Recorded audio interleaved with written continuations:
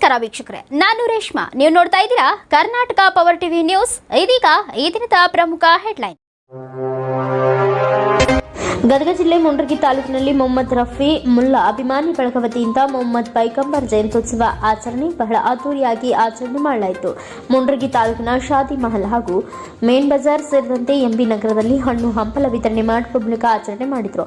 ಈ ಕಾರ್ಯಕ್ರಮದ ಅಧ್ಯಕ್ಷತೆಯನ್ನು ಮುಸ್ಲಿಂ ಸಮಾಜದ ಯುವ ಮುಖಂಡರಾದ ಸಮೀವುಲ್ಲಾ ಮುಲ್ಲಾ ಅವರು ವಹಿಸಿದ್ರು. ಈ ಸಂದರ್ಭದಲ್ಲಿ ಮುಸ್ಲಿಂ ಸಮಾಜದ ಯುವ ಮುಖಂಡ ಸಮೀವುಲ್ಲಾ ಬೆಟಗೇರಿ, ಅಬೂಬಕರ್ ಚೌಟಾಯಿ, ದಾದಾಪೀರ್ ಚಂದ್ರಗಿ, ಅಸ್ಲಾಂ ಯಾದಗಿರಿ, ಅಬ್ದುಲ್ ವಡ್ಡಟ್ಟಿ, ಹುಸೇನ್ ಹಣಗಿ, ಮುಜಿಬ್ ಯರ್ಗುಡಿ, ರಿಯಾಜ್ ಓಲೇಕಾರ್, ರಿಯಾಜ್ ಮುಂಡ್ರಗಿ, ನಿಸಾರ್ ಅಹಮದ್, ವಡ್ಡಟ್ಟಿ ಇಬ್ರಾಹಿಂ ಸೇರಿದಂತೆ ಇನ್ನು ಅನೇಕರು ಉಪಸ್ಥಿತರಿದ್ದರು.